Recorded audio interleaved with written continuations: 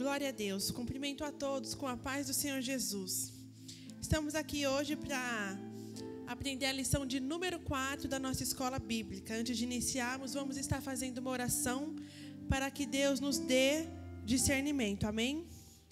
Senhor, meu Deus e meu Pai, obrigado por mais essa oportunidade de estarmos aqui para aprender da Tua palavra e dessa forma aprender de Ti. Nos dê discernimento, nos dê sabedoria e capacidade. É que eu te peço e lhe agradeço em nome do Senhor Jesus. Amém. Vamos lá, irmãos. Lição de número 4. Temos como tema Vencendo os Obstáculos. O texto do dia está lá em Josué, capítulo 4, versículo de número 24, que diz assim: Para que todos os povos da terra conheçam a mão do Senhor, que é forte, para que temais ao Senhor, vosso Deus, todos os dias. A síntese escrita é para que eu e você tenha a convicção de que em Cristo Jesus somos mais que vencedores. Vamos estar fazendo a leitura do texto bíblico que se encontra em Josué, capítulo de número 4, do versículo 3 em diante. E ordenaram ao povo, dizendo: Quando virdes a arca do concerto do Senhor vosso Deus, e que os sacerdotes levitas a levam, parte-vos também do vosso lugar e siga. Haja, contudo, distância entre vós e ela, como da medida de 2.000 côvados, e não vos chegueis a ela, para que saibais o caminho pelo qual haveis de ir, porquanto por este caminho nunca passaste antes. Disse Josué também ao povo: Santificai-vos, porque amanhã fará o Senhor maravilhas no meio de vós. E falou Josué aos sacerdotes, dizendo: Levantai a arca do concerto e passai adiante deste povo. Levantaram, pois, a arca do concerto e foram andando adiante do povo. E aconteceu que, partindo o povo das suas tendas para passar o Jordão, levavam os sacerdotes a arca do concerto diante do povo. E quando os levavam, a arca chegaram até ao Jordão, e aos pés dos sacerdotes que levavam a arca se molharam na borda das águas, porque o Jordão transbordava sobre todas as suas ribanceiras, todos os dias da cega. Pararam-se as águas que vinham de cima, levantaram-se no montão muito longe da cidade de Adã, que está à banda de Sartã, e as que desciam ao mar das Campinas, que é o mar salgado. Faltavam de todos e separaram-se. Então passou o povo de fronte a Jericó. Porém, os sacerdotes que levavam a arca do concerto do Senhor pararam firmes em seco, do meio do Jordão, e todo Israel passou em seco até que todo o povo acabou de passar o Jordão. Então, esse é o texto bíblico no qual essa lição vai estar baseada. Vamos ler a introdução, irmãos. O povo de Deus tinha se preparado para a entrada em Canaã, e os espias que foram enviados a Jericó voltaram sãos e salvos. Todos estavam animados, pois Israel entraria finalmente na terra prometida. Porém, antes, precisava atravessar o rio Jordão, algo que era impossível aos olhos humanos. Tal fato nos mostra que na rota da vitória do povo de Deus surgem muitas vezes oposições humanas, ataques de ordem espiritual, dificuldades financeiras e sociais, dentre outras, mas também há obstáculos naturais, não criados pelos homens ou pelo inimigo, mas permitidos por Deus, os quais podem interromper abruptamente a caminhada rumo ao ideal almejado. Esses últimos talvez sejam os entraves mais perigosos. Porém, se interpretadas como Deus, nós vamos ver que não é Deus dizendo não para a gente. Então, aqui a gente pode perceber o quê? Que durante a caminhada, quando a gente decide seguir o caminho que é Jesus, a verdade que é Jesus, vai surgir obstáculos, tentações, provações.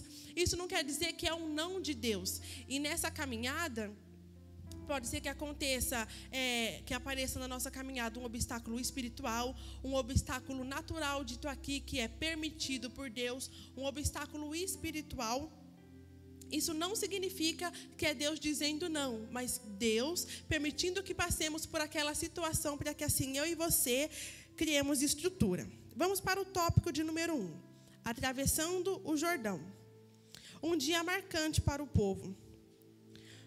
O dia 10 de Abibe era um dia magnífico para os israelitas, pois foi nesse dia que Deus anunciou que seria comemorada a Páscoa, o dia da saída do Egito. Agora, no mesmo dia, 40 anos após o êxodo, o Senhor promoveu a entrada do povo em Canaã. Deus valoriza os detalhes, toda a natureza, obra de suas mãos. É uma prova cabal dessa verdade. Aqui nós podemos ver a semelhança e a sincronia de Deus. O mesmo dia que Deus tirou o povo do Egito, tirou o povo das mãos de Faraó na Páscoa, foi o dia em que o povo deu entrada na terra prometida, Canaã. Assim, em qualquer dia poderia ter havido a saída do Egito e a entrada em Canaã. Mas ele quis que esses fatos da libertação do povo e da entrada na terra prometida acontecessem na Páscoa, porque tal acontecimento apontavam para o Calvário, o Cordeiro de Deus, que tira o pecado de todo mundo. Aqui nós podemos ver o seguinte, meus irmãos, que a saída do povo do Egito e a entrada do povo na terra de Canaã, o que significa com o Calvário? Qual a ligação com o Calvário? Quando Jesus é crucificado, é a libertação, é quando eu e você nos tornamos livres. E quando Jesus ressuscita ao terceiro dia, é a garantia que eu e que você tem de que podemos entrar na terra prometida. Por isso, essa semelhança entre a saída do povo do Egito e a entrada na terra de Canaã, e a semelhança da crucificação e a ressurreição de Jesus. Outro detalhe interessante é que Deus criou as circunstâncias políticas do mundo para que a vinda do seu Filho unigênito fosse um marco para estabelecermos um novo calendário dividido entre antes e depois de Cristo, que é o que eu acabei de dizer. O antes de Cristo é a saída do povo do Egito e a entrada na terra prometida, e o depois de Cristo é a crucificação de Jesus e a ressurreição de Jesus ao terceiro dia. O Altíssimo achou bom que toda a humanidade, nas gerações seguintes, se lembrassem de que um dia Deus se fez homem, morreu numa cruz, na Páscoa, e mudou a história da humanidade para todo sempre. Ficou claro até aqui, meus irmãos? Vamos para o tópico, então, de número 2. A arca do concerto aponta o caminho a ser seguido. Durante 40 anos, Deus guiou o seu povo por intermédio de uma nuvem ou uma coluna de fogo, que aqui a gente vai poder ver a provisão de Deus na vida do povo do Egito, que de manhã o Senhor guiava o povo com uma nuvem para que eles se refrescassem, porque imagina aquele povo naquele calor escaldante do deserto, e durante a noite Deus continuava conduzindo o povo com uma coluna de fogo, aquecendo-os. Agora, porém, os hebreus seriam guiados pela arca do concerto, que era levada pelos sacerdotes e levitas. Mas somente em 3 oportunidades ela foi conduzida pelos sacerdotes. Nesse episódio, ao circundarem Jericó e quando levaram para o interior do templo de Salomão. Outro aspecto muito interessante é que a arca sempre seguia no meio do acampamento, mas agora ela estaria na frente, a quase 1 quilômetro de distância. Tal mudança tinha a ver com as novas circunstâncias. Os hebreus não seriam mais peregrinos, teriam sua terra, habitariam não mais em tendas, porém em casas. A arca representava a presença de Deus, deveria guiar daqui para frente suas mentes e corações. Daqui o que eu e você podemos tirar? Nós podemos tirar que quando a gente permite que a presença de Deus habite em nós, que nesse caso, nesse texto, a presença de Deus é representada pela arca, quando a gente permite que a presença de Deus se manifeste em nossas vidas, há mudança. Aqui nesse texto vai mostrar para a gente que o quê? Os hebreus deixaram de ser peregrinos, os hebreus saíram de tendas e foram morar em casas. Então, quando eu e você permite a presença de Deus atuar nas nossas vidas, milagres acontecem, Deus entra com a providência. E é o que nós vamos falar nesse terceiro tópico, da providência de Deus. A providência mais importante para a conquista da terra prometida.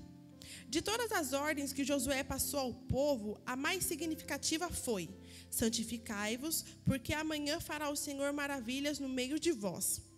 Ele deixou claro que não seria possível apresentar-se à peleja sem as vestes da santidade, pois Deus é santo, santo, santo, santo. Essa é uma das características que mais demonstram a essência do caráter divino. As Escrituras Sagradas nos exortam, dizendo, sede santos, porque eu sou santo. Está lá em 1 Pedro, capítulo de número 1, versículo 16. O povo de Israel, assim como a igreja, foi chamado para a santidade, que significa separação. Para que a entrada na terra prometida ocorresse, os guerreiros precisavam estar santificados. Trazendo para os dias de hoje, eu e você, o que precisamos ter? Ou o que precisamos ser para que possamos entrar no reino dos céus? Para que possamos ver a face de Deus? Ser separados. Além de ser separados, que é quando Deus diz que da mesma forma que Ele foi santo, é para a gente ser santo, é vestir a santidade. Não é algo que eu escolho um dia sim, um dia não. É vestir e permanecer com ela. É da mesma forma que Deus criou eu e você a imagem e semelhança dele. É que hoje eu e você sejamos a imagem e semelhança de Jesus, que se fez 100% homem. Então nós temos um exemplo de vestir a santidade, um exemplo de separação, um exemplo de ser santo, que é Jesus, que se fez 100% homem e conseguiu resistir e vencer todas as provações e todas as tentações como homem. Tem um ponto muito importante que diz assim: viver em santidade e fazer a vontade de Deus sempre é a melhor decisão para o seu povo, sob qualquer circunstância, pois o Senhor jamais se equivoca. Então o que é isso? O Senhor jamais faz nada sem planejar. Faz nada por acaso. Tudo que acontece na minha e na sua vida é permissão de Deus, Deus já tinha planejado. Porém, eu e você só vamos viver o sim de Deus ou não de Deus, a vontade de Deus, sentir a presença de Deus, ser guiado por Deus, quando vestirmos das vestes da santidade, quando sermos santos, quando decidirmos ser separados. Não é igual ao mundo, não é seguir o que o mundo faz, não é ser imagem e semelhança do mundo, mas ser a imagem e semelhança de Jesus Cristo. Então, que eu e você venhamos vestir as vestes das santidades. Agora nós vamos entrar nas dificuldades no caminho da bênção. Diz assim, a prova, o Jordão transbordava. Atravessar o Mar Vermelho rumo ao Sinai para não morrer pelas mãos de Faraó era uma coisa, mas passar o Jordão para entrar numa guerra sangrenta contra dezenas de cidades e estados fortificadas há séculos, como era o caso de Jericó, cuja muralha, de acordo com os estudos arqueológicos, estava intacta há uns 800 anos, exigia muito mais fé e coragem. Todavia, além dos grandes embates que os aguardavam, havia um obstáculo humanamente intransponível. O Rio Jordão era impossível a travessia de pessoas e animais na época da cheia. Somente a fé em Deus Todo-Poderoso faria possível tal façanha. Aqui nós podemos ver o cuidado de Deus com aquele povo. Algo que aos olhos humanos, algo que aos meus e aos seus olhos era impossível. Ou até aqui, intransponível. Algo que para a gente nunca seria possível, para Deus. Quando a gente coloca nas mãos de Deus, se torna possível. Porque não é eu, meu irmão, não é você, é Deus. Então, para que essas coisas aconteçam na minha e na sua vida, precisamos entregar tudo nas mãos de Deus. A bênção, o tempo da ceifa. Os israelitas chegariam a Canaã no tempo da bênção, pois naqueles dias estavam sendo colhidos abundantes frutos. Deus já tinha preparado uma farta colheita, tendo em vista que os hebreus comeriam dela.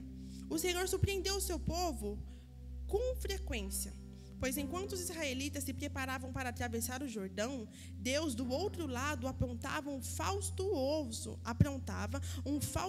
banquete de boas-vindas para seus filhos, certamente com os mais excelentes frutos da terra de Canaã.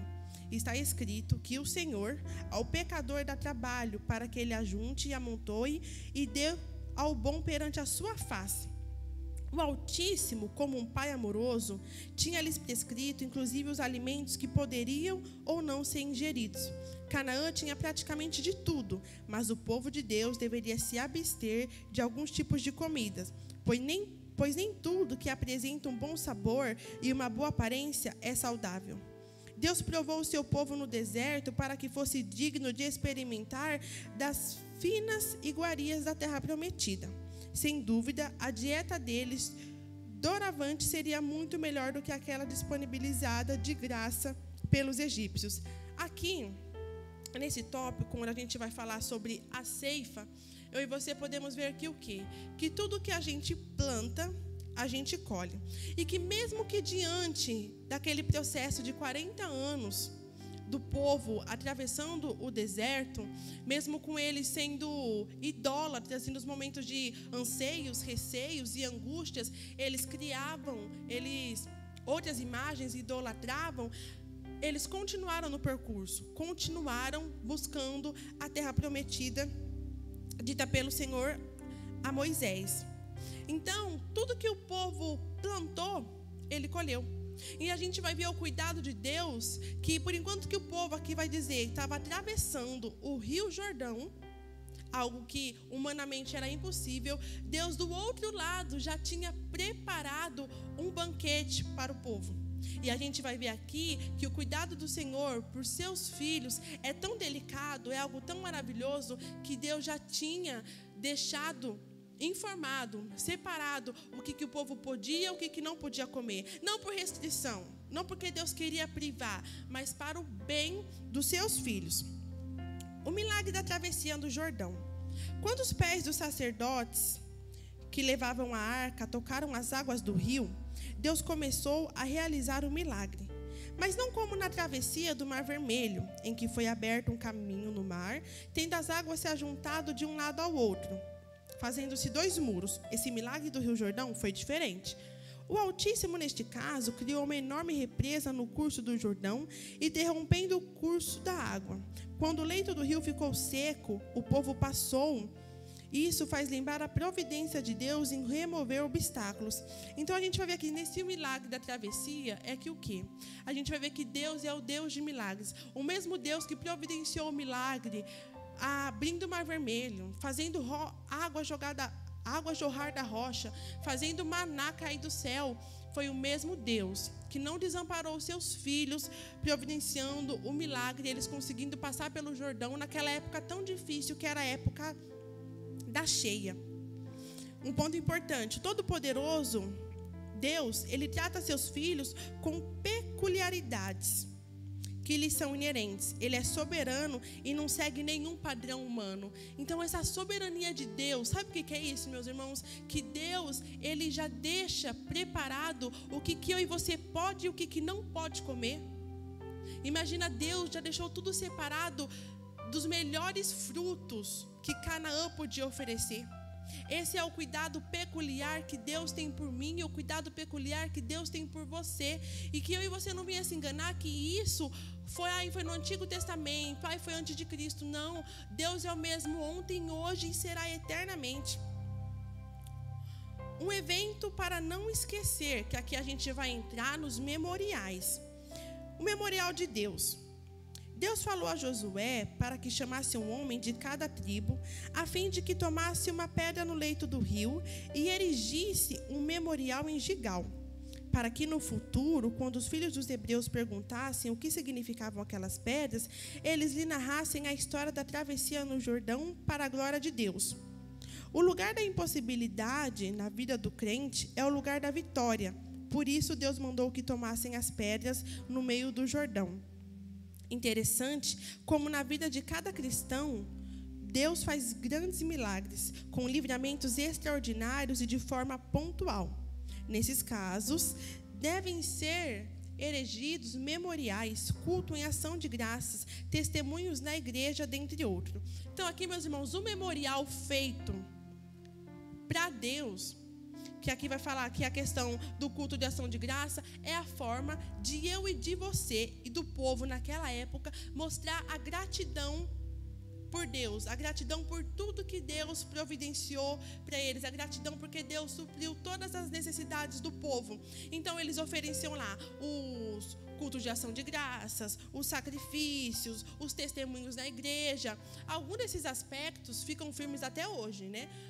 A gente vê um testemunho, mas a gente é grato a Deus como na oração, louvando ao nome do Senhor. Então, eu e você, nós temos que sim levantar memoriais para Deus, que é o quê?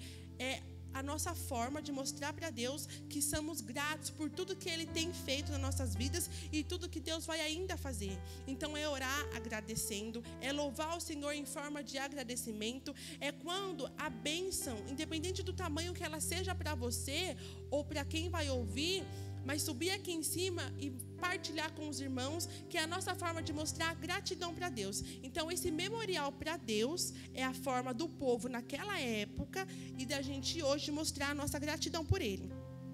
Também foi levantado um memorial de Josué, que foi para estar lembrando o povo daquela época por tudo que Josué fez, né? O propósito dos memoriais, agora a gente vai entender qual que foi o objetivo dos memoriais. Vemos nas Escrituras diversas menções sobre ocasiões especiais em que o povo levantou memoriais de pedra, como, por exemplo, em casos de votos ou alianças, homenagens, pessoas, tribos, entre outros.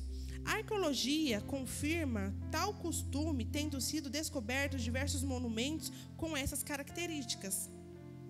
Josué explicou que as gerações futuras, por meio dos memoriais, deveriam saber o que Deus fez no passado. Então, o que eu e você estamos fazendo nesse momento? Relembrando da travessia do povo pelo Jordão e alguns aspectos, alguns atos que aconteceu antes, é um memorial que eu e você estamos fazendo, lembrando de tudo que Deus fez pelo povo naquela época. Ou seja, eles foram erguidos para a glória de Deus, nunca para do homem, mas sempre nos alegramos com os homens a quem Deus usa, nesse caso, Josué. A gente não fica alegre de saber que Josué, ele se colocou na brecha, atendeu o ID e se colocou à disposição para estar fazendo a obra de Deus. Então a gente fica feliz por quê?